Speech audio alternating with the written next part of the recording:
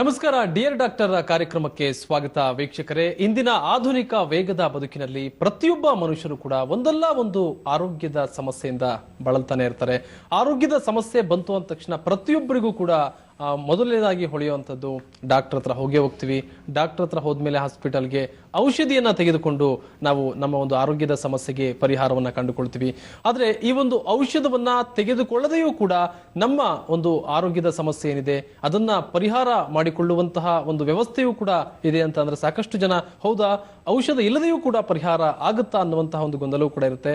ಹೌದು, ಔಷಧ ಇಲ್ಲದೆಯೂ ಕೂಡ ಅನೇಕ ವೈದ್ಯರಿಂದನೂ ಕೂಡ ಬಗೆಹರಿಸಲಾರದಂತಹ ಅನೇಕ ಸಮಸ್ಯೆಗಳಿಗೆ ಔಷಧ ಇಲ್ಲದೆಯೂ ಕೂಡ ಪರಿಹಾರ ದೊರೆಯುತ್ತೆ ಅನ್ನುವಂತಹ ಒಂದು ವಿಚಾರದ ಬಗ್ಗೆ, ಅದು ಹೇಗೆ ದೊರೆಯುತ್ತೆ, ಯಾವ ರೀತಿ ಆ ಒಂದು ಚಿಕಿತ್ಸೆಯನ್ನ ನೀಡಲಾಗುತ್ತೆ ಔಷಧ ಇಲ್ಲದೆ, ಪ್ರತಿಯೊಂದ್ರ ಬಗ್ಗೆನೂ ಕೂಡ ಮಾತನಾಡೋದಕ್ಕೆ, ಅದ್ರ ಬಗ್ಗೆ ವಿಷಯವನ್ನ ತಿಳಿಸ್ಕೊಡೋದಕ್ಕೆ ಈಗಾಗಲೇ ನಮ್ಮ ಸ್ಟುಡಿಯೋಕ್ಕೆ ಆಗಮಿಸಿದ್ದಾರೆ ಸಮೃದ್ಧಿ ಹೀಲಿಂಗ್ ಸೆಂಟರ್ನ ಹೋಲಿಸ್ಟಿಕ್ ಹೀಲರ್ ಆದಂತಹ ಪೂರ್ವಿ ಜಯರಾಜ್ ಅವರು. ಅವ್ರನ್ನ ಕಾರ್ಯಕ್ರಮಕ್ಕೆ ಸ್ವಾಗತಿಸೋಣ.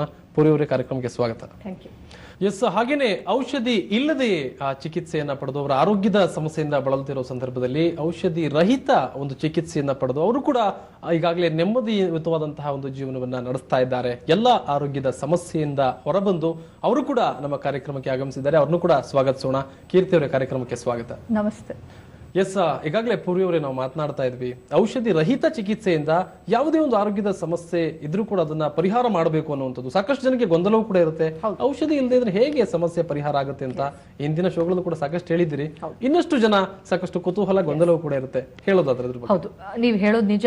ಸುಮಾರು ಜನ ಬಂದು ನನ್ನ ಕೇಳ್ತಾರೆ, ನಾವು ಸುಮಾರು ವರ್ಷದಿಂದ ಮೆಡಿಸಿನ್ಸ್ ತಗೊಳ್ತಾ ಇದೀವಿ, ನಾವು ಸುಮಾರು ನೋವು ಅನುಭವಿಸಿದೀವಿ, ದೈಹಿಕವಾಗಿ ಕಾಯಿಲೆ ಇದೆ, ನೀವು ಹೇಗೆ ಏನು ಟ್ರೀಟ್ಮೆಂಟ್ ಕೊಡದೆ, ಔಷಧಿ ಇಲ್ಲದೆ ಅಥವಾ ಯಾವುದೋ ರೀತಿಯ ಸರ್ಜರಿ ಇಲ್ಲದೆ ಮನಸ್ಸಿನ ಮೂಲಕನೇ ಔಷಧ ರಹಿತವಾಗಿ ಟ್ರೀಟ್ಮೆಂಟ್ ಮಾಡ್ತೀನಿ ಅಂತ ಹೇಳ್ತಿರಲ್ಲ, ಇದು ಸಾಧ್ಯನಾ, ನಿಜನಾ, ಇದು ಸಾಧ್ಯ ಆಗತ್ತಾ ಅಂತ ಪಾಪ ತುಂಬಾ ಸ್ಕೆಪ್ಟಿಸಿಸಮ್ ಇದೆ. ಇಲ್ಲ ಅಂತ ನಾ ಹೇಳಲ್ಲ.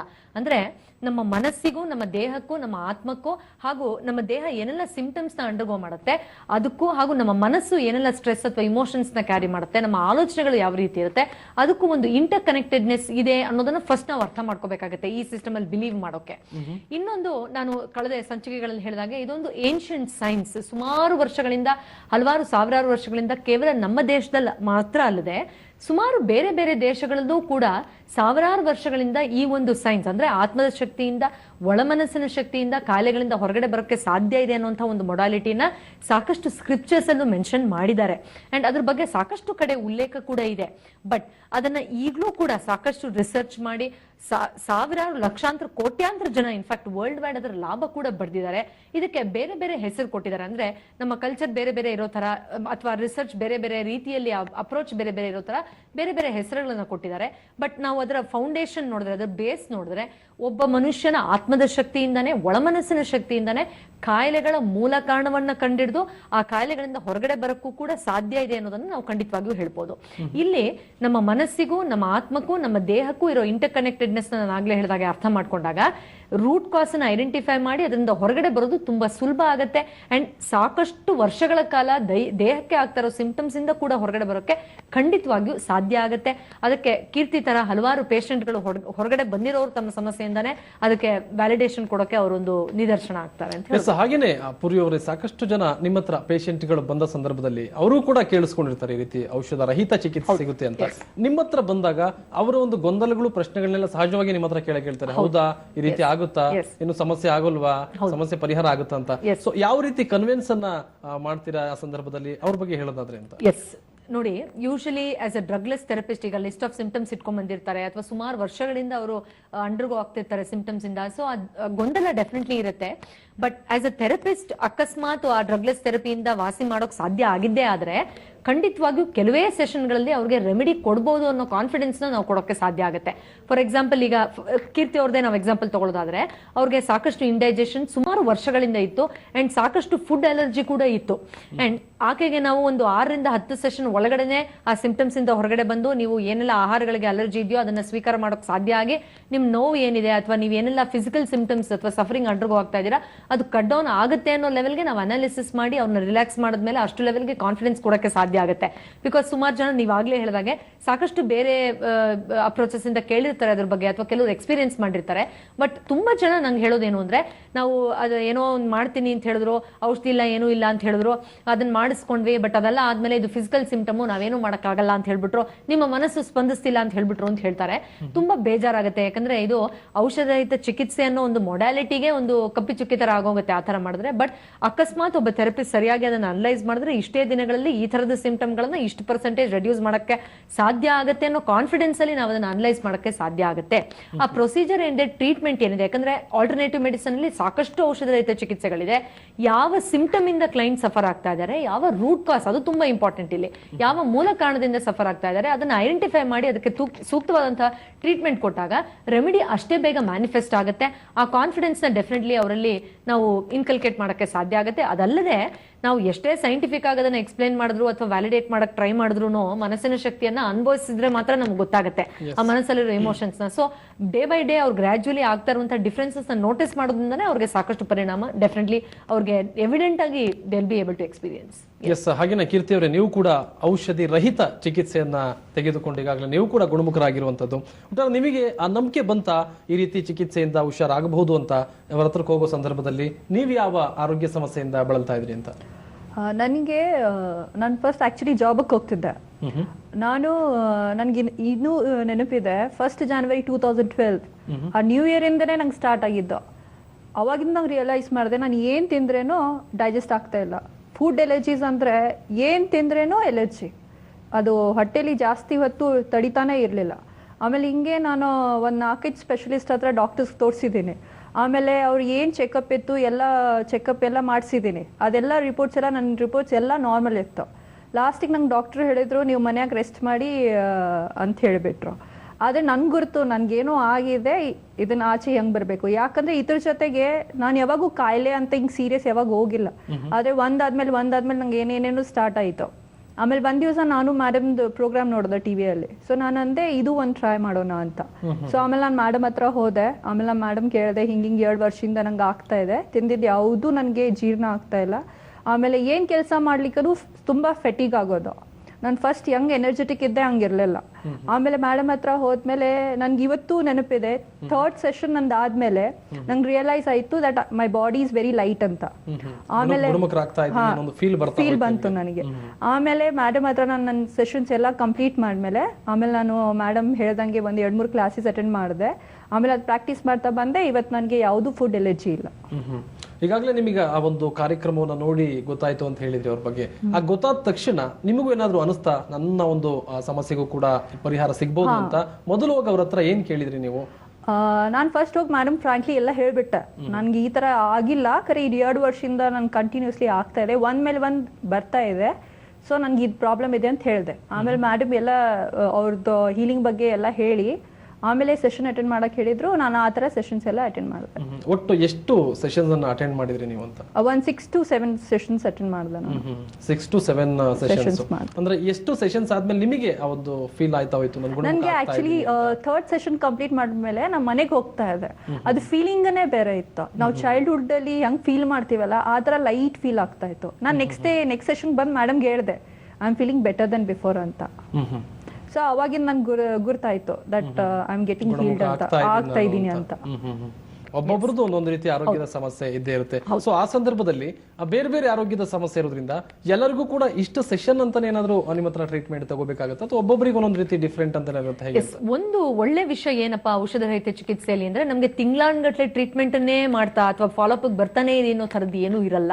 ಯಾಕಂದ್ರೆ ಒಂದ್ಸತಿ ಅವರ ಒಳಮನಸ್ಸನ್ನ ಹೇಗೆ ಉಪಯೋಗಿಸ್ಕೊಳ್ಳೋದು ಅಥವಾ ನಮ್ಮ ಆತ್ಮದ ಶಕ್ತಿನ ಹೇಗೆ ಉಪಯೋಗಿಸ್ಕೊಳ್ಳೋದು, ನಮ್ಮ ಎನರ್ಜಿ ಫೀಲ್ಡ್ ನಲ್ಲಿ ಇರುವಂತಹ ಡಿಫೆಕ್ಟ್ಸ್ ಅನ್ನ ಹೇಗೆ ಮಾನಿಟರ್ ಮಾಡ್ಕೊಂಡು ಸರಿ ಮಾಡ್ಕೊಳ್ಳೋದು ಅಂತ ನಾವು ಅವ್ರಿಗೆ ಒಂದು ವಿಸ್ಡಮ್ ನ ಕೊಟ್ಟಾಗ ಅಥವಾ ಥೆರಪಿನ ಮಾಡಿದಾಗ ಆ ಚೇತರಿಕೆ ಎಷ್ಟು ಒಳ್ಳೆ ಪ್ರಮಾಣದಲ್ಲಿ ಆಗತ್ತೆ ಅನ್ನೋದಕ್ಕೆ ಕೀರ್ತಿ ಅವ್ರು ಒಂದು ಗುಡ್ ಎಕ್ಸಾಂಪಲ್. ಯಾಕೆಂದ್ರೆ ಅವ್ರ ಟ್ರೀಟ್ಮೆಂಟ್ ಮುಗದೆ ಸುಮಾರು 1.5-2 ವರ್ಷ ಆಗಿರಬಹುದು ಅನ್ಸುತ್ತೆ. ಆಗ್ಲಿಂದ ಈಗವರೆಗೂ ಆಕೆಗೆ ಯಾವುದೇ ರೀತಿ ಇಂಡೈಜೆಷನ್ ಸಮಸ್ಯೆ ಇಲ್ಲ. ಅಂಡ್ ಈಕೆ ಟ್ರೀಟ್ಮೆಂಟ್ ಗೆ 6 to 7 ಸೆಷನ್ಸ್ ಆ ತರ ಬೇಕಾಯ್ತು. ಬಟ್ ಯೂಶಲಿ ನಾನೊಂದು ಟೆಂಟೇಟಿವ್ ಐಡಿಯಾ ಕೊಡ್ತೀನಿ, 6 to 10 ಸೆಷನ್ಸ್ ಬೇಕಾಗಬಹುದು ಅಂತ. ಅಕಸ್ಮಾತ್ ಮನಸ್ಸು ತುಂಬಾ ಚೆನ್ನಾಗಿ ಸ್ಪಂದಿಸಿದ್ರೆ ಕಮ್ಮಿ ಸೆಷನ್ ಅಲ್ಲೇ ಮುಗಿಯುತ್ತೆ. 6 ಸೆಷನ್ ಕಿಂತ ಇನ್ನೂ ಕಮ್ಮಿ ಸೆಷನ್ ಅಲ್ಲೇ ಸಾಕಷ್ಟು ವರ್ಷಗಳಿಂದ ಸಫರ್ ಆಗ್ತಾ ಇರೋ ಸಮಸ್ಯೆಗಳು ಕೂಡ ಹೊರಗಡೆ ಬರುತ್ತೆ. ಬಟ್ ಒಂದು 6ರಿಂದ 10 ಸೆಷನ್ ಅಂದ್ರೆ ಪ್ರಾಬ್ಲಿ 1 ವೀಕ್ ಟು 15 ಡೇಸ್ ಒಳಗಡೆ ಸಾಕಷ್ಟು ಚೇಂಜಸ್ ನ ಅವರು ಎಕ್ಸ್ಪೀರಿಯನ್ಸ್ ಮಾಡಕ್ಕೆ ಸಾಧ್ಯ ಆಗುತ್ತೆ. ಕೀರ್ತಿ ಅವರೇ, ನೀವು ಕೂಡ ಅವ್ರ ಹತ್ರ ಟ್ರೀಟ್ಮೆಂಟ್ಗೆ ಅಂತ ಹೋದ ಸಂದರ್ಭದಲ್ಲಿ ಈ ರೀತಿ ಔಷಧ ರಹಿತ ಅನ್ನುವಂತ ಟ್ರೀಟ್ಮೆಂಟ್ ಕೊಡ್ತಾರೆ ಅಂದಾಗ ನೀವು ಅವ್ರ ಹತ್ರ ಹೋದ ಸಂದರ್ಭದಲ್ಲಿ ಏನ್ ಹೇಳಿದ್ರು? ನಿಮಗೆ ಏನ್ ಫೀಲ್ ಆಗ್ತಿತ್ತು ಅಲ್ಲಿ ಹೋದ ಸಂದರ್ಭದಲ್ಲಿ? ನಾನು ಇಲ್ಲಿ ಬಂದ್ರೆ ಈ ಸೆಷನ್ಸ್ ಎಲ್ಲ ಅಟೆಂಡ್ ಮಾಡಿದ್ರೆ ಖಂಡಿತ ನಂಗೆ ವಾಸಿ ಆಗುತ್ತೆ ಅಂತ. ಸೊ ನಾನು ಸೆಷನ್ಸ್ ಎಲ್ಲ ಅಟೆಂಡ್ ಮಾಡ್ತಾ ಹೋದೆ, ಅವ್ರು ಹೇಳಿದ ಇನ್ಸ್ಟ್ರಕ್ಷನ್ಸ್ ಎಲ್ಲ ಫಾಲೋ ಮಾಡ್ತಾ ಹೋದೆ. ಸೊ ಬರ್ತಾ ಬರ್ತಾ ನನ್ಗೇನೆ ನಂದು ಇಂಪ್ರೂವ್ಮೆಂಟ್ ಕಾಣಿಸ್ತಾ ಹೋಯ್ತು. ಅಂದ್ರೆ ಒಂದ್ ಸೆಷನ್ ಅಂದ್ರೆ ಎಷ್ಟು ಸಮಯ ಇರ್ಬೇಕಾಗುತ್ತೆ? ಯಾವ ರೀತಿ ಒಂದು ಟ್ರೀಟ್ಮೆಂಟ್ ನಡೆಯುತ್ತೆ ಅಂತ? ಅವ್ರು ಇನ್ಸ್ಟ್ರಕ್ಷನ್ಸ್ ಕೊಟ್ಕೊಂತ ಹೋಗ್ತಾರೆ. ಅದು ಹಾರ್ಡ್ಲಿ 20 to 25 ಮಿನಿಟ್ಸ್ ಆಗುತ್ತೆ. ಸೊ ಅವ್ರು ಹೇಳ್ದಂಗ್ ನೀವು ಎಲ್ಲ ಮಾಡ್ತಾ ಹೋದ್ರೆ ನಿಮ್ಗೆ ಗೊತ್ತಾಗ್ಬಿಡತ್ತೆ that you are in the healing process ಅಂತ. ಸೊ ಹಾಗಾಗಿ ನಿಮಗೆ ಒಂದ್ 2-3 ಸೆಷನ್ ಆಗುವಷ್ಟೊಳಗಡೆ ಆ ಒಂದು ಇಂಪ್ರೂವ್ಮೆಂಟ್ ಕಾಣಿಸ್ತು ನನಗೆ. ನನ್ಗೆ ಹೀಲ್ ಆಗ್ತಾ ಇದೆ ಅಂದ್ರೆ ನನ್ಗೆ ಇವತ್ತು ನೆನಪಿದೆ, ಹೀಲಿಂಗ್ ಬರೋಕ್ಕಿಂತ ಮುಂಚೆ ನನಗೆ ನನ್ನ ಬಾಡಿ ತುಂಬಾ ಭಾರ ಅನ್ಸೋದು. ನನ್ ವೇಟ್ ಜಾಸ್ತಿ ಇರ್ಲಿಲ್ಲ ಅಂದ್ರೇನು ನಂಗೆ ಭಾರ ಅನ್ಸೋದು. ಆಮೇಲೆ ಹೀಲಿಂಗ್ ಆದ ತಕ್ಷಣ ನನ್ನ 3rd ಸೆಷನ್ ಮುಗಿದ್ ಕೂಡಲೇ ನನ್ನ ಸ್ಕೂಲ್ ಡೇಸ್ ಅಲ್ಲಿ ಎಷ್ಟು ಫ್ರೆಶ್ ಅನಿಸ್ತಾ ಇದ್ದೆ ಅಲ್ಲ, ಆ ತರ ನಾನು ಚೇರ್ಫುಲ್ ಆಗಿ ಮನೆಗೆ ಹೋಗಿದ್ದು. ಇನ್ನ ಮಟ್ಟ ನಂಗೆ ಜ್ಞಾಪಕ ಇದೆ. ಅಂದ್ರೆ ಕೀರ್ತಿ ಅವ್ರಿಗೆ 2 ಇಯರ್ಸ್ ಸತತವಾಗಿ ಇಂಡೈಜೆಷನ್ ಆಗೋದು ಅಥವಾ ಊಟ ಮಾಡಿದ್ರೆ ಅವಾಗ ಮೋಷನ್ ಪಾಸ್ ಮಾಡ್ಬೇಕು. ಕೆಲವ್ರಿಗೆ ಅದು probably I think in a day around 10-15 times she was going through that. In spite of that ಸಾಕಷ್ಟು ಸತಿ ಟೆಸ್ಟ್ ಮಾಡಿಸಿದ್ರು ಕೂಡ ಅದೆಲ್ಲ ನಾರ್ಮಲ್ ಬರ್ತಾ ಇತ್ತು. ಆ ತರ ಆದಾಗ ಇನ್ನೂ ಡಿಪ್ರೆಷನ್ ಹೊಟ್ಟೋಗ್ತಾರೆ ಯೂಶಲಿ ಪೇಷಂಟ್ಗಳು. ಅಯ್ಯೋ ಏನಪ್ಪಾ ನಾನು ಇಷ್ಟೊಂದು ಸಫರ್ ಆಗ್ತಾ ಇದೀನಿ, ಎಲ್ಲ ನಾರ್ಮಲ್ ಇದೆ ಅಂತಿದ್ದಾರೆ, ಅಥವಾ ನೀವು ನಾಟಕ ಮಾಡ್ತಿದ್ದೀರಾ, ಸುಳ್ಳು ಹೇಳ್ತಿದ್ದೀರಾ ಅಂತಿದ್ದಾರೆ, ಏನಿದು ಈ ತರ ಆಗ್ತಾ ಇದೆಯಲ್ಲ ಅಂತ. ಸೊ ಆ ತರದ ಒಂದು ಪರಿಸ್ಥಿತಿಲಿ ಆಕೆ ಇದ್ರು. ಅಂಡ್ ಸೆಷನ್ ಆಗ್ತಾ ಇದ್ದ ಹಾಗೆ ಆಲ್ಮೋಸ್ಟ್ ವೀಕ್ಸ್ ಟೈಮ್ ಅಲ್ಲಿ ಅವ್ರಿಗೆ ಹೇಗೆ ಡೈಜೆಷನ್ ಚೆನ್ನಾಗಿ ಆಗ್ತಾ ಇದೆ, ಅಥವಾ ಹೆವಿನೆಸ್ ಇಲ್ಲದೆ ಇರೋದು, ಅಥವಾ ಆ ಮೋಷನ್ ಏನು ತುಂಬಾ ಫ್ರೀಕ್ವೆಂಟ್ ಆಗ್ತಾ ಇದೆ ಅದು ಕಂಟ್ರೋಲ್ ಬಂದಿದ್ದು, ಆ ಸಿಂಪ್ಟಮ್ಸ್ ವಯಸ್ಸಲ್ಲೇ ನೀವು ಬದಲಾವಣೆಗಳನ್ನ ಖಂಡಿತವಾಗಿಯೂ ಗಮನಿಸಬಹುದು. ಇದು ಅಲಾಂಗ್ ವಿತ್ ದಟ್ ಇಮೋಷನಲಿ ಮತ್ತು ನಿಮ್ಮ ಮನಸ್ಸು ಹೇಗೆ ರಿಲ್ಯಾಕ್ಸ್ ಆಗ್ತಾ ಇದೆ, ನಿಮ್ಮ ಭಾವನೆಗಳು ಹೇಗೆ ಮೊದಲಿತ್ತು ಇವಾಗ ಹೇಗಿದೆ, ಅದು ಎಲ್ಲಾ ರೀತಿಯಲ್ಲೂ ನೀವು ಬದಲಾವಣೆಗಳನ್ನ ಖಂಡಿತವಾಗಿಯೂ ಕಾಣಕ್ ಸಾಧ್ಯ ಆಗುತ್ತೆ. ಔಷಧ ರಹಿತ ಚಿಕಿತ್ಸೆ ಯಾವ ರೀತಿ ಇರುತ್ತೆ ಅನ್ನುವಂಥದ್ರ ಬಗ್ಗೆ ಈಗಾಗಲೇ ಅವರು ಕೂಡ ಹೇಳ್ತಾ ಇದ್ರು. ಅವರ ಕ್ಲೈಂಟ್ ಒಬ್ರು ಅವರ ಜೀವನದಲ್ಲಿ ಯಾವ ರೀತಿ ಒಂದು ಔಷಧ ರಹಿತ ಚಿಕಿತ್ಸೆಯನ್ನ ಪಡೆದುಕೊಂಡು ಗುಣಮುಖರಾದ್ರು ಅಂತ. ಎಸ್, ಹಾಗೇನೆ ಪೂರ್ವವರೇ ಇನ್ನೊಂದು ಕೇಳೋದಾದ್ರೆ, ಈ ಒಂದು ಯಾರೇ ಒಬ್ಬ ಪೇಷಂಟ್ಗಳು ನಿಮ್ಮ ಹತ್ರ ಬಂದ್ಬಿಟ್ಟು ಈ ರೀತಿ ಸಮಸ್ಯೆ ಇದೆ ನನಗೆ ಅಂತ ಹೇಳಿದ ಸಂದರ್ಭದಲ್ಲಿ ನೀವು ಅವರಿಗೆ ಯಾವ ರೀತಿ ಏನು ಸಜೆಷನ್ ಅನ್ನ ಕೊಡ್ತೀರಾ, ಯಾವ ರೀತಿ ಟ್ರೀಟ್ಮೆಂಟ್ ಅನ್ನ ಸ್ಟಾರ್ಟ್ ಮಾಡ್ತೀರಾ ಅಂತ? ಎಸ್ ನೋಡಿ, ಮುಖ್ಯವಾಗಿ ಫಸ್ಟ್ ರಿಲ್ಯಾಕ್ಸೇಷನ್ ಮಾಡೋದು ತುಂಬಾ ಇಂಪಾರ್ಟೆಂಟ್ ಆಗುತ್ತೆ. ಬಿಕಾಸ್ ಯೂಶಲಿ ಸಮಸ್ಯೆಗಳನ್ನ ಸುಮಾರು ವರ್ಷಗಳಿಂದ ಅನುಭವಿಸಿದಾಗ ಅಥವಾ ಬೇರೆ ಬೇರೆ ಥೆರಪಿ ಟ್ರೈ ಮಾಡಿದ್ರು ಕೂಡ ಅವ್ರ ಬಾಡಿ ಸ್ಪಂದಿಸ್ತಾ ಇಲ್ಲ, ಅದೇ ರೀತಿ ನೋವು, ಸಂಕಟ, ಹಿಂಸೆ ಇದೆ ಅಂತಂದಾಗ ವಿಪರೀತ ಒಂದು ಸಾರ್ಟ್ ಆಫ್ ಆಂಗ್ಸೈಟಿ ಅಥವಾ ಡಿಪ್ರೆಷನ್ ಇರ್ತಾರೆ. ಸೊ ಅವ್ರನ್ನ ಡಿಸ್ಟ್ರೆಸ್ ಮಾಡೋದು ಪ್ರಯಾರಿಟಿ ಆಗುತ್ತೆ. ಸೊ ಮೊದಲು ಅವರ ಮನಸ್ಸನ್ನು ಒಂದು ರಿಲ್ಯಾಕ್ಸ್ ಸ್ಟೇಟ್ ಕರ್ಕೊಂಡು ಹೋಗಿ ಅವರ ಮನಸ್ಸಿನ ಮೂಲಕನೇ ಅವರ ಮನಸ್ಸನ್ನು ಒಂದು ಮೆಡಿಟೇಟಿವ್ ಸ್ಟೇಟ್ ಅಥವಾ ಉನ್ಮಾದ ಸ್ಥಿತಿ, ರಿಲ್ಯಾಕ್ಸ್ ಸ್ಟೇಟ್ ಕರ್ಕೊಂಡು ಹೋಗಿ ಅವರ ಒಳ ಮನಸ್ಸಲ್ಲಿರುವಂತಹ ಕೆಪಬಿಲಿಟಿಯನ್ನು ಟ್ರಿಗರ್ ಮಾಡುವಂತಹ ಪ್ರಾಸೆಸ್ ನಡೆಯುತ್ತೆ. ಅದು ಧ್ಯಾನ ಮಾಡಿದಾಗ ನಮ್ಗೆ ಎಷ್ಟು ಸುಲಭ ಅಥವಾ ಆರಾಮ್ ಅನ್ಸುತ್ತೋ ಅದೇ ರೀತಿ ಇರುತ್ತೆ, ಅಥವಾ ನಿದ್ರೆ ಮಾಡಿದಾಗ ನಮ್ಗೆ ಎಷ್ಟು ಮನಸ್ಸು ರಿಲ್ಯಾಕ್ಸ್ ಅನ್ಸುತ್ತೋ, ಬೆಳಗ್ಗೆ ಎದ್ದಾಗ ಫ್ರೆಶ್ ಅನ್ಸುತ್ತೋ ಆ ರೀತಿ ಒಂದು ಪ್ರಾಸೆಸ್ ಇರುತ್ತೆ ಅಷ್ಟೇ. ಅದು ಮೆಸ್ಮರಿಸಮ್ ತರನೋ ಜಾದೂ ತರನೋ ಆ ಥರದ್ದು ಏನೂ ಇರಲ್ಲ. ಬಿಕಾಸ್ ಹಿಪ್ನಾಟಿಸಮ್ ಅಂದಾಗ ಒಂದು ಸಹಜವಾದ ಭಯ ಜನರಲ್ಲಿ ಆ ಥರದ್ದಿದೆ. ಡೆಫಿನೆಟ್ಲಿ ಆ ಥರದ್ದು ಯಾವುದು ಆತಂಕ ಪಡೋ ಥರದ್ದು ಏನೂ ಇರಲ್ಲ. ಮನಸ್ಸು ಜಾಗೃತವಾಗಿ ಇದ್ದೂ ಕೂಡ ನಾವು ಹೇಗೆ ಧ್ಯಾನ ಮಾಡ್ಬೇಕಾದ್ರೆ ಅಥವಾ ಪ್ರೇಯರ್ ಮಾಡ್ಬೇಕಾದ್ರೆ ಜಾಗೃತವಾಗಿದ್ದು ಕೂಡ ಒಂದು ಉನ್ಮಾದ ಸ್ಥಿತಿಗೆ ಹೋಗ್ತೀವೋ ಆ ರೀತಿಯಾದಂತಹ ಮನಸ್ಸಿನ ಸ್ಥಿತಿಗೆ ಕರ್ಕೊಂಡು ಹೋಗಿ ಅದರ ಮೂಲಕ ಅವರ ಮನಸ್ಸಿನ ಮೂಲಕನೇ ಮೂಲ ಕಾರಣ ಎಲ್ಲಿದೆ ಐಡೆಂಟಿಫೈ ಮಾಡ್ತೀವಿ. ಆ ಮೂಲ ಕಾರಣವನ್ನ ಸಬ್ಜೆಕ್ಟೇ ರಿವೀಲ್ ಮಾಡ್ತಾ ಹೋಗ್ತಾರೆ. ಅದು ಯಾವ ತರದ್ದು ಬೇಕಾದ್ರೂ ರೂಟ್ ಕಾಸ್ ಆಗಿರಬಹುದು. ಒಂದ್ಸತಿ ಐಡೆಂಟಿಫಿಕೇಶನ್ ಆದ್ಮೇಲೆ ಆ ಒಂದು ರೂಟ್ ಕಾಸಿಗೆ ಯಾವ ತರದ ಔಷಧ ರಹಿತ ಚಿಕಿತ್ಸೆ ಬೆಸ್ಟ್ ಸೂಟ್ ಆಗುತ್ತೆ ಅದನ್ನ ಅಡಾಪ್ಟ್ ಮಾಡ್ಕೊಂಡು ಅದು ಅವರ ಮನಸ್ಸಿನ ಮೂಲಕ ಮಾಡ್ಬೇಕಾ, ಭಾವನೆಗಳನ್ನ ಕ್ಲೆನ್ಸ್ ಮಾಡ್ಬೇಕಾ, ಎನರ್ಜಿ ಫೀಲ್ಡ್ ಅಲ್ಲಿ ಡಿಫೆಕ್ಟ್ಸ್ ಇದೆಯಾ, ಚಕ್ರಗಳಲ್ಲಿ ತೊಂದರೆ ಇದೆಯಾ, ಅಥವಾ ಅವ್ರ ಥಾಟ್ ಪ್ರಾಸೆಸ್ ಅಲ್ಲಿ ತೊಂದರೆ ಇದೆಯಾ, ಬಿಲೀಫ್ ಸಿಸ್ಟಮ್ ಅಲ್ಲಿ ಇದೆಯಾ, ಪಾಸ್ಟ್ ಟ್ರಾಮ್ಯಾಟಿಕ್ ಇನ್ಸಿಡೆಂಟ್ಸ್ ಇಂದ ಆಗಿದೆಯಾ, ಯಾವ ಎಕ್ಸಾಕ್ಟ್ ಸಿಚುವೇಶನ್ ಅಥವಾ ಇಶ್ಯೂ ಅಥವಾ ಭಾವನೆಯಿಂದ ಅವ್ರಿಗೆ ತೊಂದರೆ ಆಗಿದೆ ಐಡೆಂಟಿಫೈ ಮಾಡಿ ಅದಕ್ಕೆ ಸೂಕ್ತವಾದಂತಹ ಆಲ್ಟರ್ನೇಟಿವ್ ಮೆಡಿಸಿನ್ ಥೆರಪಿ ಏನಿದೆ ಅದನ್ನ ನಾವು ಯೂಸ್ ಮಾಡ್ತಾ ಹೋಗ್ತೀವಿ. ಅದು ಕೂಡ ಅವರ ಮನಸ್ಸಿನ ಮೂಲಕನೇ ಇರುತ್ತೆ. ಆಫ್ಟರ್ ಫ್ಯೂ ಸೆಷನ್ಸ್ ಅಂದ್ರೆ ಅವ್ರಿಗೆ ಚೇತರಿಕೆ ಆಗ್ತಾ ಬಂದಾಗ ಮತ್ತೆ ಆ ಶಕ್ತಿಯನ್ನ ಅವರು ಇನ್ನೂ ಸ್ವಲ್ಪ ಅವರ ಇಮ್ಯುನಿಟಿಯನ್ನ ಬೂಸ್ಟ್ ಮಾಡ್ಕೊಳ್ಳೋಕೆ ಅಥವಾ ರಿಕವರಿ ಪ್ರಾಸೆಸ್ ನ ಆಕ್ಸಿಲರೇಟ್ ಮಾಡಕ್ಕೆ ಏನೆಲ್ಲ ಮಾಡ್ಬೇಕು ಅದನ್ನ ಹೇಳ್ಕೊಡ್ತೀವಿ. ಅದನ್ನು ಕೂಡ ಮತ್ತೆ ಅವ್ರಲ್ಲಿ ಪ್ರಾಕ್ಟೀಸ್ ಮಾಡಿಸ್ತೀವಿ. ಸೊ ಪ್ರಾಬ್ಲಿ ಒಂದು 6 to 7 ಸೆಷನ್ಸ್ ಅಲ್ಲಿ they'll go through these set of therapies of cleansing emotions and energy field and thought process and all that. ಅದಾದ್ಮೇಲೆ 120 days ಯೂಶಲಿ ಗ್ಯಾಪ್ ಕೊಡ್ತೀನಿ. ಬಿಕಾಸ್ ಕೆಲವ್ರಿಗೆ ಆತಂಕ ಇರುತ್ತೆ, ಹೀಲಿಂಗ್ ಮಾಡಿಸ್ಕೋಬೇಕಾದ್ರೆ ಸ್ವಲ್ಪ ಚೆನ್ನಾಗಿ ಅನಿಸ್ಬೋದು, ಮನೆಗೆ ಹೋಗಿ ವಾಪಸ್ ಕೆಲಸ ಮಾಡಿದ್ಮೇಲೆ ನಂಗೆ ಹಂಗೆ ಆಗ್ಬಿಟ್ರೆ ಅಂತ ಕೆಲವರು ಔಟ್ ಆಫ್ ಸ್ಟೇಷನ್ ಇಂದ ಬಂದಿರ್ತಾರೆ. ಇಲ್ಲಿ ನಾನು ಬಸ್ ಡ್ರೈವರ್, ನಂಗೆ ಗಾಡಿ ಓಡಿಸ್ಬೇಕಾದ್ರೆ ಭಯ ಆಗುತ್ತೆ, ಅದೇ ದಬ ಅಂತ ಹೊಡ್ಕೊಳುತ್ತೆ, ಸ್ವೆಟ್ಟಿಂಗ್ ಬಂದ್ಬಿಡುತ್ತೆ, ಜ್ಞಾನ ತಪ್ಪೋಗ್ಬಿಡ್ತೀನೇನೋ ಅನ್ಸುತ್ತೆ. ಇಲ್ಲಿ ಥೆರಪಿಗೆ ಬಂದಿದ್ದೀನಿ, ಒಂಥರ ನಂಗೆ ರೆಸ್ಟ್ ಇದೆ, ಅದಕ್ಕೇನು ಅನ್ನಿಸ್ತಿಲ್ಲ, ಮತ್ತೆ ಬಸ್ ಡ್ರೈವ್ ಮಾಡಿದಾಗ ನಂಗೆ ಗೊತ್ತಾಗುತ್ತೆ ಅಂತ ಹೇಳ್ತಾರೆ. ಸೊ ಖಂಡಿತವಾಗಿಯೂ ಹೋಗಿ ಒಂದ್ ತಿಂಗಳು ಬಿಟ್ಕೊಂಡು ವಾಪಸ್ ಬನ್ನಿ, ಆಗ ನಿಮ್ಮ ಏರುಪೇರುಗಳು ಏನಿದೆ ಗೊತ್ತಾಗುತ್ತೆ ಅಂತ ನಾನು ಐಡೆಂಟಿಫೈ ಮಾಡಿ ಹೇಳಿದಾಗ ಅವ್ರಿಗೆ ಆಲ್ಮೋಸ್ಟ್ 100% ಚೇಂಜ್ ಆಗಿರ್ಬೋದು, ಅಥವಾ ಅವ್ರ ಮನಸ್ಸಿನ ಸ್ಥಿತಿ ಪ್ರಕಾರ ಒಂದು 80% ಆದ್ರೂ ಮಿನಿಮಮ್ ಆಗಿರುತ್ತೆ. ಅಕಸ್ಮಾತ್ ಈ ಸಮಸ್ಯೆ ಔಷಧ ರಹಿತ ಚಿಕಿತ್ಸೆಯಲ್ಲಿ ವಾಸಿ ಆಗುತ್ತೆ ಅನ್ನೋದೇ ಆಗಿದ್ರೆ ನನ್ನ ಕನ್ಕ್ಲೂಷನ್ ಕನ್ಸಲ್ಟೇಷನ್ ಅಲ್ಲಿ definitely they will be able to see that much of change. So when they come back and meet me, ಅವ್ರಿಗೆ ಇರುವಂತಹ ಪರಿಸ್ಥಿತಿಯ ಮೂಲಕ ಬೇರೆ ಸೆಷನ್ಸ್ ಬೇಕಾ ಬೇಡವಾ ನಾವು ಯೂಶಲಿ ಅನಲೈಸ್ ಮಾಡ್ತೀವಿ. ಬಟ್ ಎಲ್ರಿಗೂ ಎಕ್ಸಾಕ್ಟ್ ಸೇಮ್ ಥೆರಪಿಯನ್ನ ಯೂಶಲಿ ಮಾಡಕ್ಕಾಗಲ್ಲ. ಅಂದ್ರೆ ಎಲ್ರಿಗೂ ಇದೇ ಇಶ್ಯೂ ಇದೆ, ಎಲ್ರಿಗೂ ನೆಗೆಟಿವ್ ಎನರ್ಜಿನೇ ಇದೆ, ಎಲ್ಲಾ ಸಮಸ್ಯೆಗೂ ಎಲ್ರಿಗೂ ಇದೇ ಕಾರಣ ಅಂತ ಹೇಳೋದು ತಪ್ಪಾಗುತ್ತೆ. ಕೆಲವ್ರಿಗೆ ಡಿಪ್ರೆಷನ್ಗೆ ಏನು ಕಾರಣನೇ ಇರಲ್ಲ, ಹೆಂಡತಿ ಮಕ್ಕಳು ಚೆನ್ನಾಗೇ ಇರ್ತಾರೆ, ಎಲ್ಲ ಫಿನಾನ್ಷಿಯಲಿನೂ ಅಫ್ಲೂಯೆಂಟ್ ಆಗಿರ್ತಾರೆ, ಅಂದ್ರೂ ಬೇಜಾರಾಗುತ್ತೆ, ಅಂದ್ರೂ ಒಳು ಬರುತ್ತೆ. ಸೊ ನಾನು ಅದಕ್ಕೆ ಏನೋ ಕಾರಣ ಇರಬೇಕು ಭಾವನಾತ್ಮಕವಾಗಿ, ಅದಕ್ಕೆ ಸಫರ್ ಆಗ್ತಾ ಇದೆ ಅಂತ ಹೇಳಕ್ಕಾಗಲ್ಲ. ಕಾರಣ ಖಂಡಿತವಾಗಿಯೂ ಬೇರೆ ಇರುತ್ತೆ. ಅದು ವಿಮರ್ಶೆ ಮಾಡಿದಾಗ ರೂಟ್ ಕಾಸ್ ಅನ್ನು ಐಡೆಂಟಿಫೈ ಮಾಡುವಂತ ಹಲವಾರು ಮೆಥಡ್ಸ್ ಇದೆ, ಮಾಡಿದಾಗ ಗೊತ್ತಾಗುತ್ತೆ. ಕೀರ್ತಿ ಅವ್ರೆ, ಹಾಗೇನೆ ಒಟ್ಟು ಎಷ್ಟು ಸೆಷನ್ ಅನ್ನ ಚಿಕಿತ್ಸೆಯನ್ನ ಪಡೆದುಕೊಂಡ್ರಿ ಅವ್ರ ಹತ್ರ ಹೋಗಿ, ಪೂರ್ವಿ ಅವ್ರ ಹತ್ರ ನೀವು ಹೋದಾಗ? 8 ಸೆಷನ್ಸ್ ಆಯ್ತು. 8 ಸೆಷನ್ಸ್ ಈಗಾಗಲೇ ಪೂರ್ತಿ ಮುಗಿದಿದೆ ನಿಮ್ ಸೆಷನ್ಸ್ ಎಲ್ಲ, ಟ್ರೀಟ್ಮೆಂಟ್ ತಗೊಳ್ಳುವಂತದ್ದು. ಹೌದು. ಈಗ ಎಷ್ಟು ದಿನಗಳಾಯ್ತು ನೀವು ಆ ಒಂದು ಸೆಷನ್ಸ್ ಎಲ್ಲ ಮುಗಿಸಿ? ಈಗ 1.5 years ಆಯ್ತು. 1.5 year ಆಯ್ತು.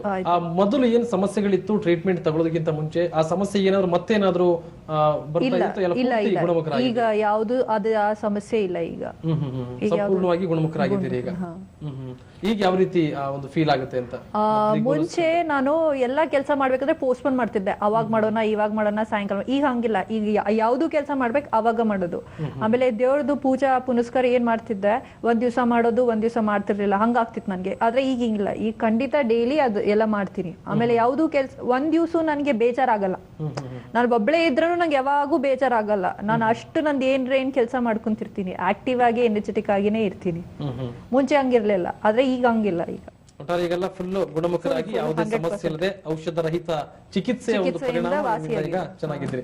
ಪೂರ್ವಿ ಅವರು ಯಾಕೆ ಒಂದು ಪ್ರಶ್ನೆ ಕೇಳಿದೆ ಅಂತ ಅಂದ್ರೆ, ಸಾಕಷ್ಟು ಜನಗಳಿಗೆ ಅನ್ಸ್ತಾ ಇರುತ್ತೆ, ಏನಂದ್ರೆ ಓಕೆ ಫೈನ್ ಈಗ ಹೋಗ್ತೀನಿ ಅವ್ರ ಹತ್ರ, ಒಂದ್ 6 ಸೆಷನ್ ತಗೊಳ್ತೀನಪ್ಪ, ತಗೊಂಡ್ಮೇಲೆ ಓಕೆ ಫೈನ್ ಆಗೇನಾದ್ರು ಹುಷಾರಾಗಿರ್ಬಹುದು, ಮತ್ತೆ ಏನಾದ್ರು ಸಮಸ್ಯೆ ಬರಬಹುದಾ, ಏನ್ ಮಾಡ್ಬೇಕು? ತುಂಬಾ ಜನಕ್ಕೆ ಆ ಭಯ ಇರುತ್ತೆ, ಪಾಪ ಕೇಳ್ತಾರೆ ಕೂಡ, 6-7 ಸೆಷನ್ ಆದ್ಮೇಲೆ ಮತ್ತೆ ಬಂದ್ರೆ ಅಂತ.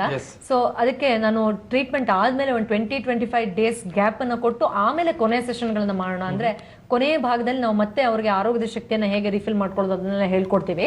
ಯಾಕಂದ್ರೆ ಇನಿಷಿಯಲಿನೇ ನಾವು ನೀವು ಕ್ಲಾಸಿಗೆ ಬನ್ನಿ, ವರ್ಕ್ಶಾಪ್ ಮಾಡ್ಕೊಳ್ಳಿ, ಇದನ್ನೆಲ್ಲ ಕಲ್ತ್ಕೊಳ್ಳಿ, ಪ್ರಾಕ್ಟೀಸ್ ಮಾಡಿದ್ರೆ ಪಾಪ ಅವ್ರಿಗೆ ಏಕಾಗ್ರತೆನೂ ಇರಲ್ಲ, ನಾವು ಹೇಳೋದು ಅರ್ಥನೂ ಆಗ್ತಾ ಇರಲ್ಲ ಆ ಸಮಸ್ಯೆಯಲ್ಲಿ.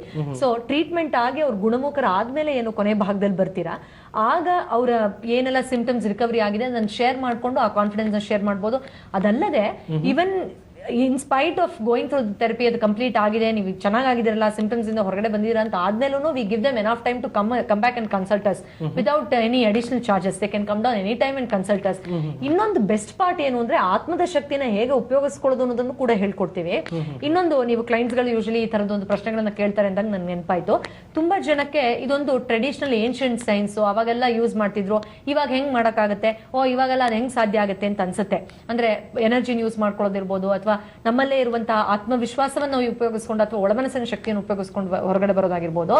ಇಲ್ಲಿ ಒಂದು ಖುಷಿ ಅಥವಾ ಬೇಜಾರಿನ ವಿಷಯ ಏನು ಅಂದ್ರೆ, ಈ ಏನ್ಷಿಯಂಟ್ ಸ್ಕ್ರಿಪ್ಚರ್ಸ್ ಅಲ್ಲಿ ಮೆನ್ಷನ್ ಮಾಡಿರುವಂತಹ ಈ ಔಷಧ ರಹಿತ ಚಿಕಿತ್ಸೆಯನ್ನ ಸಾಕಷ್ಟು ದೇಶಗಳಲ್ಲಿ ಸಾಕಷ್ಟು ರಿಸರ್ಚ್ ಮಾಡಿ, ಅದ್ರ ಬಗ್ಗೆ ಯೂನಿವರ್ಸಿಟಿಗಳನ್ನ ರಿಸರ್ಚ್ ಸೆಂಟರ್ಸ್ ನ ಮಾಡಿ, ಎಷ್ಟೋ ಕಡೆ ಆಲ್ಟರ್ನೇಟಿವ್ ಮೆಡಿಸಿನ್ ಸೆಂಟರ್ ಗಳನ್ನ ಮಾಡಿ ಎಷ್ಟೋ ಜನ ಲಾಭ ಪಡಿತಾ ಇದ್ದಾರೆ ಬೇರೆ ಕಡೆ. ಇನ್ಫ್ಯಾಕ್ಟ್ ಇದನ್ನ US ಅಲ್ಲಿ department of health and human services, UK ಅಲ್ಲಿ ಇದೆ ನ್ಯಾಷನಲ್ ಹೆಲ್ತ್ ಸರ್ವಿಸಸ್, ಆಸ್ಟ್ರೇಲಿಯಾದಲ್ಲಿ national health and medical research council, ಇವರೆಲ್ಲರೂ ಅಕ್ರೆಡಿಟ್ ಮಾಡಿದ್ದಾರೆ. ಇದರಲ್ಲಿ ಸಾಕಷ್ಟು ಮೊಡಾಲಿಟೀಸ್ ಬ್ರಾಂಚಸ್ ಆಗಿ ಮಾಡಿ, ಆತ್ಮದ ಶಕ್ತಿನ ಉಪಯೋಗಿಸೋದು ಅಥವಾ ಒಳಮನಸ್ಸಿನ ಶಕ್ತಿನ ಉಪಯೋಗಿಸೋದು, ಪ್ರಕೃತಿಯ ಶಕ್ತಿನ ಉಪಯೋಗಿಸೋದು, ನಮ್ಮ ವಿಲ್ ಪವರ್ ಉಪಯೋಗಿಸೋದು, ನಮ್ಮ ಥಿಂಕಿಂಗ್ ಪ್ರಾಸೆಸ್ ಉಪಯೋಗಿಸೋದು, ಈ ರೀತಿ ಯಾವೆಲ್ಲ ಮೆಥಡ್ಸ್ ಇಂದ ಔಷಧ ರಹಿತವಾಗಿ ಕಾಯಿಲೆಗಳಿಂದ ಹೊರಗಡೆ ಬರೋಕ್ಕಾಗುತ್ತೋ ಅದನ್ನ ಮಾಡಿ. ನಾನು ಈ ಹಿಂದೆ ಕೂಡ ಸುಮಾರು ರಿಸರ್ಚ್ ಗಳ ಬಗ್ಗೆ ಹೇಳ್ತಾ ಇದ್ದೆ. ಸ್ಪೇನ್ ಅಲ್ಲಿ ಆಗಿರ್ಬೋದು, ರೀಸೆಂಟ್ ಆಗಿ I was in South America, ಅದರಲ್ಲಾಗಿರ್ಬೋದು, ಅಥವಾ even in UK I have seen so many researchers. ಅಲ್ಲಿ ಹೇಗೆ ಒಬ್ಬ ಮನುಷ್ಯ ತನ್ನ ಭಾವನೆಗಳನ್ನ ಮಾತ್ರ ಉಪಯೋಗಿಸ್ಕೊಂಡು, ತನ್ನ ಒಳಮನಸ್ಸನ್ನ ಮಾತ್ರ ಉಪಯೋಗಿಸ್ಕೊಂಡು ಹೊರಗಡೆ ಬರೋಕೆ ಟ್ರೈ ಮಾಡಿ, ಅದೇ ತರದ ಸಿಂಪ್ಟಮ್ಸ್ ಇರೋರು ಬೇರೆ ತರದ ಒಂದು ಡಿಪೆಂಡೆನ್ಸಿ, ಹೊರಗಡೆಯಿಂದ ಏನೋ ಒಂದು ಕೆಮಿಕಲ್ ಅಥವಾ ಬೇರೆ ಏನೋ ಟ್ರೈ ಮಾಡಿ ಹೊರಗಡೆ ಬರಕ್ಕೆ ಟ್ರೈ ಮಾಡಿದವ್ರಿಗೂ ಎಷ್ಟು ಮಟ್ಟಿಗೆ ಔಷಧ ರಹಿತವಾಗಿ ಟ್ರೈ ಮಾಡ್ತಾ ಇದ್ದವರು 70% ಮೋರ್ ಚಾನ್ಸಸ್ ನ ಇಟ್ಕೊಂಡಿದ್ದಾರೆ ಅದರಿಂದ ಹೊರಗಡೆ ಬರೋಕೆ ಅನ್ನೋದು ಎಷ್ಟೋ ರಿಸರ್ಚ್ ಗಳನ್ನು ಕೂಡ ನಡೆಸಿದ್ದಾರೆ. ಸೊ ಇದು ತುಂಬಾ ಪುರಾತನದ ಹಳೆ ಜಮಾನದ ಏನೂ ಅಲ್ಲ, ಹಳೆಯದನ್ನೇ ಹೊಸ ರೀತಿಯಲ್ಲಿ ಮಾಡಿ ಅದನ್ನ ಪ್ರೆಸೆಂಟ್ ಮಾಡ್ತಿದ್ದಾರೆ. ಎಷ್ಟೇ ಹಳೆದಾದ್ರೂ ಆತ್ಮದ ಶಕ್ತಿ ಸೇಮ್ ಇರೋದ್ರಿಂದ ಅದು ಉಪಯೋಗಕ್ಕೆ ಬಂದೇ. ಹಾಗೇನೆ ಹೇಳ್ತಾ ಇದ್ರೆ ಈಗಾಗಲೇ ಹೀಲಿಂಗ್ಸ್ ಬಗ್ಗೆ ಸಾಕಷ್ಟು ವರ್ಕ್ಶಾಪ್ ಗಳು ಕೂಡ ನಡೀತಾ ಇರುವಂತ, ಹಾಗೇನೆ ಲೇಟೆಸ್ಟ್ ವರ್ಕ್ಶಾಪ್ ಬಗ್ಗೆ ಹೇಳೋದಾದ್ರೆ ಅಂತ. ಎಸ್, ಇನ್ಫ್ಯಾಕ್ಟ್ ನಮ್ಮ ಸೆಂಟರ್ ಅಲ್ಲಿ ಸಾಕಷ್ಟು ಸತಿ ನಮ್ಮ ಒಳಮನಸ್ಸಿನ ಶಕ್ತಿಯಿಂದನೇ ಅಥವಾ ನಮ್ಮಲ್ಲಿ ಇರುವಂತಹ ಪಾಸಿಟಿವ್ ಎನರ್ಜಿಯಿಂದನೇ ಉಪಯೋಗಿಸಿಕೊಂಡು ಹೇಗೆ ಕಾಯಿಲೆಗಳಿಂದ ಹೊರಗಡೆ ಬರ್ಬೋದು ಅನ್ನೋದನ್ನ ಸಾಕಷ್ಟು ವರ್ಕ್ಶಾಪ್ ಗಳನ್ನ ನಡೆಸಿದೀವಿ. ಈ ಹಿಂದೆ ಜಪಾನ್ ಇಂದ ಅಕ್ರೆಡಿಟ್ ಆಗಿರುವಂತಹ ಸಾಕಷ್ಟು ಸರ್ಟಿಫಿಕೇಶನ್ ಕೋರ್ಸಸ್ ಕೂಡ ಮಾಡಿದ್ದೀನಿ. ಈಗ ನನ್ನ ಫ್ರೆಂಡ್ ಒಬ್ರು, ಆಕೆ ಕೂಡ ಹೋಲಿಸ್ಟಿಕ್ ಹೀಲರ್, ಇಂಗ್ಲೆಂಡ್ ಇಂದ ಬರ್ತಿದ್ದಾರೆ, ಐರಿನ್ ವೆಜಿಲಿಯಾ ಆಂಟನ್ ಅಂತ. ಆಕೆ ಬ್ಯಾಂಗ್ಳೂರಲ್ಲಿ ನಮ್ಮ ಸೆಂಟರ್ ಅಲ್ಲಿ ವರ್ಕ್ಶಾಪ್ ಅನ್ನ ಕಂಡಕ್ಟ್ ಮಾಡಕ್ಕೆ ಇಂಟ್ರೆಸ್ಟ್ ತೋರಿಸಿದ್ದಾರೆ. ಸೊ ಅವರ ವರ್ಕ್ಶಾಪ್ ಜಾನ್ವರಿಲಿ ಇರುತ್ತೆ. ಯಾರಿಗೆಲ್ಲ ಇದನ್ನ ಪ್ರೊಫೆಷನಲಿ ತಗೋಬೇಕು ಅಥವಾ ನಮ್ಮ ಒಳಮನಸ್ಸಿನ ಶಕ್ತಿನ ಉಪಯೋಗಿಸ್ಕೊಳ್ಳೋದ್ರ ಬಗ್ಗೆ ಜಾಸ್ತಿ ತಿಳ್ಕೋಬೇಕು ಅಂತ ಇಷ್ಟ ಇದೆಯೋ, ಇದು ಹೇಗೆಲ್ಲ ಯುಕೆ ಕೂಡ ಲಾಭಕ್ಕೆ ಬರ್ತಾ ಇದೆ ಅಂತ ತಿಳ್ಕೊಂಡು ಆಕೆ ಮೂಲಕ ಆ ವರ್ಕ್ಶಾಪ್ ನ ಅಟೆಂಡ್ ಮಾಡ್ಕೋಬಹುದು. So anybody if they are interested they can definitely undergo that as well. Okay, thank you Poorvi ಅವರೇ. ಇಲ್ಲಿ ತನಕ ಆಗಮಿಸಿ ಸಾಕಷ್ಟು ವಿಚಾರಗಳ ಬಗ್ಗೆ, ಸಾಕಷ್ಟು ಜನಗಳಿಗೆ ಇನ್ನೂ ಕೂಡ ಔಷಧಿಯನ್ನ ತೆಗೆದುಕೊಳ್ಳೋದು ಅಂದ್ರೆ ಸಾಕಷ್ಟು ಜನಕ್ಕೆ ಏನೋ ಒಂಥರ ಬೇಜಾರ, ಔಷಧಿ ಎಲ್ಲ ತಗೊಂಡು ಯಾರಪ್ಪ ಟ್ರೀಟ್ಮೆಂಟ್ ತಗೊಳ್ತಾರೆ ಅಂತ, ಅಂಥವರಿಗೆ ಬಹಳ ಒಳ್ಳೆಯ ಚಿಕಿತ್ಸೆ ಕೂಡ ಆಗಿರುವಂತದ್ದು. ತುಂಬಾ ಥ್ಯಾಂಕ್ ಯು. ಕೀರ್ತಿ ಅವರು, ನೀವು ಕೂಡ ಕಾರ್ಯಕ್ರಮಕ್ಕೆ ಆಗಮಿಸಿ ಯಾವ ರೀತಿ ನಿಮ್ ಸಮಸ್ಯೆ ಮೊದಲೇ ಆಗಿತ್ತು, ಯಾವ ರೀತಿ ಔಷಧಿ ರಹಿತ ಒಂದು ಚಿಕಿತ್ಸೆಯಿಂದ ಯಾವ ರೀತಿ ಗುಣಮುಖರಾಗಿ ಇವತ್ತು ಈ ರೀತಿ ಒಂದು ಒಳ್ಳೆ ಆರೋಗ್ಯಯುತವಾದ ಜೀವನವನ್ನು ನಡೆಸ್ತಾ ಇದೀನಿ ಅಂತ ನೀವು ಕೂಡ ಹೇಳಿದ್ರಿ. ಇಲ್ಲಿ ತನಕ ನೀವು ಕೂಡ ಧನ್ಯವಾದಗಳು. Thank you. ಎಸ್ ವೀಕ್ಷಕರೇ, ನೋಡಿದ್ವಲ್ಲ, ಇದು ಔಷಧಿ ರಹಿತ ಚಿಕಿತ್ಸೆಯಿಂದನೂ ಕೂಡ ವಾಸಿಯಾಗದಂತಹ ಅನೇಕ ಏನು ಸಮಸ್ಯೆಗಳಿರ್ತವೆ, ಆರೋಗ್ಯದ ಸಮಸ್ಯೆಗಳಿಗೆ ಎಲ್ಲವಕ್ಕೂ ಕೂಡ ಪರಿಹಾರ ಇದೆ ಅನ್ನುವಂಥದ್ದು. ಈಗಾಗಲೇ ಅವರಿಂದ ಸಾಕಷ್ಟು ಜನ ಚಿಕಿತ್ಸೆಯನ್ನು ಕೂಡ ಪಡೆದು ಅನೇಕರು ಕೂಡ ಗುಣಮುಖರಾಗಿದ್ದಾರೆ. ನೀವು ಕೂಡ ಇಂತಹ ಅನೇಕ ಸಮಸ್ಯೆಗಳಿದ್ರೆ ನೀವು ಕೂಡ ಭೇಟಿ ಮಾಡಿ ಇಂತಹ ಸಮಸ್ಯೆಗಳಿಗೆ ಪರಿಹಾರವನ್ನ ನೀವು ಕೂಡ ಕಂಡುಕೊಳ್ಬಹುದು ಅಂತ ಹೇಳ್ತಾ ಇವತ್ತಿನ ಕಾರ್ಯಕ್ರಮವನ್ನು ಮುಗಿಸ್ತಾ ಇದ್ದೀನಿ.